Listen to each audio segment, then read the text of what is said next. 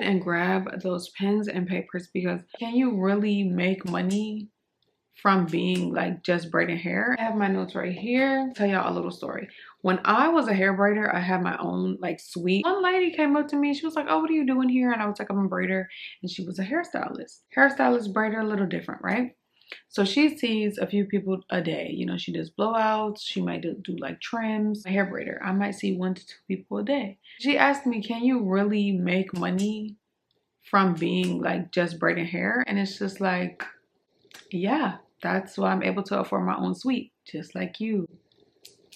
Anyway, can you make money as a hair braider? If I had a little sister, or if I had a friend or somebody who was interested in knowing like really like the tea, like, can I make legit money? I was able to quit my job and did the math, and the math was mathing. We're gonna talk about all the things you can charge if you were a hair braider. This is how you can make your money. 6 things up here, and the last one will be a bonus, so just stay tuned for that. Number 1, charge for the service. Duh. You can charge for a late fee. You can charge a cancellation fee. I didn't do that, but you can do that if you would like. Hey, everybody's policy is different. I'm not saying you got to do exactly as I do, but I'm just telling you, you know, your options. Charge a late fee if you're comfortable with that. If you feel like dealing with people and a late fee, okay. Cancellation fee, hey. And you get to set up your cancellation policy and all that. You get to set up how late is late to you. Okay. Me, the only policy I had as far as related to that was if you were no call, no show, basically within the time frame between the day of your appointment to the time of your appointment. After the time starts for your appointment and you didn't call me, you didn't text me, nothing, then that is an automatic no-show and you cannot book with me again, period. Now, the second thing you can charge for as a braider, you can charge for snacks and charge for water. You don't have to do this. These are all optional. This is what you want to do.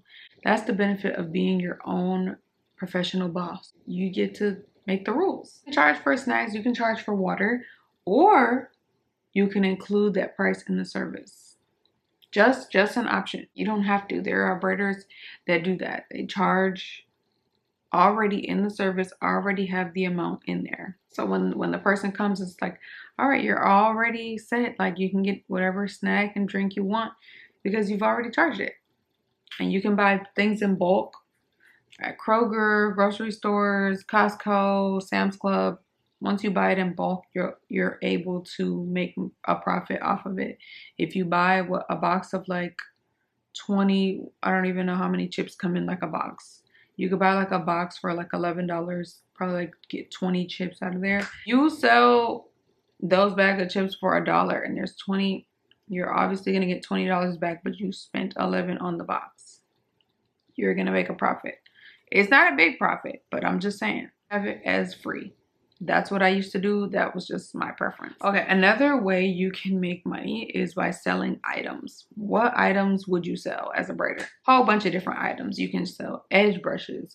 You can sell bonnets, lip gloss, edge control. You can sell lashes. You can sell bundles. All things you can sell. Now, where are you gonna find all these things in bulk? I will leave that link for you down below. Now, me personally, when I was selling my bonnets, I got mine from AliExpress. I'm not even about to front. I'm not even about to lie to y'all. I'm going to give you the real tea. You don't got to do what I do. I'm just letting you know what I did. And then as far as the edge control and stuff, I have received samples from other people who actually will send you edge control in bulk. And I was able to purchase a sample, see if I liked it, and then resell it as my own. It is very possible. If you need one that I had, I personally wasn't crazy about the edge control. The formula she had, I feel like was better for maybe doing like stitch braids or slick braids. But me personally, edge control, I didn't really find it as useful as maybe it seemed, but it was very good at molding. So if I can find the link for who that was, I'll link it down below. But there are other people you can find that sell stuff in bulk. Buy samples. Once you try out that sample, you can go ahead and buy in bulk and then resell it. That easy. Another thing you can charge is Add-on services. What can you possibly add on as a braider? Beads. You can add on crochet hair. You can add on boho hair. You can add on an apple cider vinegar bath for the braiding hair. That's work. That takes time. That takes money. So if that people want that as an add-on, like when people start asking you for extra little things, sometimes they forget that that takes time. Adding beads to about 20 braids to 50 braids, that's going to take you some time to bead in everything, to then put it on the braid, to then make sure the ends are wrapped with the rubber band, to then cut off, and you have to do that 50 other times. Like, that takes time, so you need to charge for that. Yeah. As for me, add-on services was definitely boho hair. If you wanted knotless braids, you can get knotless braids. But if you want to add boho hair to the ends of those braids, that's going to take me an extra 2 hours. Let's say that each braid, if I'm adding human hair to each braid, and it takes me about 2 minutes to do, and you have 100 braids, that is 200 minutes. It all depends. It all depends. That is extra time that I'm putting into adding boho hair to your hair. So that's an add-on service to me. An add-on service to me. Now, some people can already have a style to where it says, you know, knotless boho braids. You do it how you want. To me, I just have it simple as these are the braids, and if you want boho hair, that's extra. That's how I like to do it. Everybody's different. Okay. Number 5, charge for a consultation. Yes, people love to talk you up in the DMs like, oh, I kind of want to do this style and this style, but I want this color and this, and that. And now you're trying to figure out what colors, what style, the length, trying to figure out if her hair is long enough or short enough or whatever the case is, the style that she wants down packed. All that talking in the DMs, baby, call me. Consultation. Here is the link to book a consultation. We can spend 10 to 20 minutes on the phone, figure out what it is that you want. I can look at your hair and we can figure it out, because people will talk you to death in them DMs, through text messages, whatever point of contact y'all like to use. People will talk you to death about what they want, and people will talk you to death about what they want and what they're not gonna get. You want to talk to me about some boho braids that you wanna get, but you're not even getting right now, because why? You don't have the money or the time. So why did you DM me saying you wanted that? Now we're talking about something that's not even happening. Waste of time. Book a consultation. The bonus is not even really like anything crazy, but charge a deposit. Absolutely charge a deposit. Why? Because it solidifies that that person is going to show up. So many times early on in my career as a braider, I would take deposits. People were like, oh, I really need my hair done. I have to go to this baby shower. This one lady was talking me down. Do you think she came to that appointment? Absolutely not. She didn't. She did not. And then she apologized and tried to book a different day. And I said, yeah, no. Nope. Nope. You don't respect my time. And I have set out separate time for you because you really wanted this spot. Make sure you take a deposit. I don't care if people are trying to just come for a touch-up. Take a deposit. When I get a deposit, I buy the items that I need for that person. That's what I do with the deposit. I'm not over here going to Cancun with people's deposits. People be wanting deposits back. I don't return deposits. Okay, I bought what you needed for the style with your deposit. Deposit's gone. Kiss the deposit goodbye. That is why you charge deposits. Another reason why you charge for deposits is you are, like I said, buying the hair, the preparation to get the person's hair done.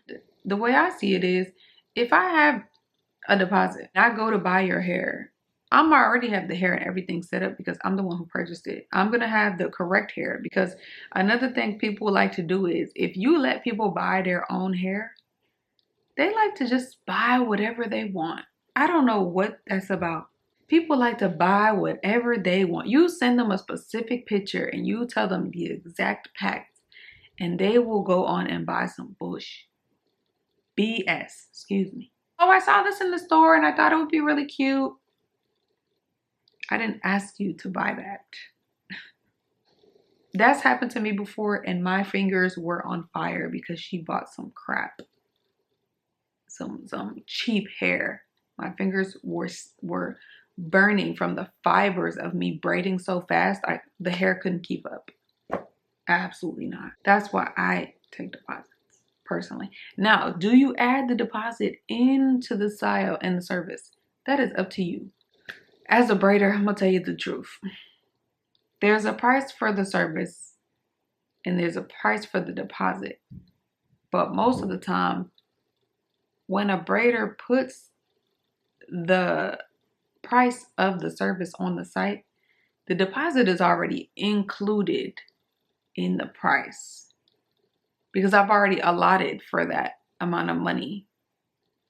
You get what I'm saying? I don't know how to explain what I'm trying to say, but let's say somebody wants to get large knotless braids.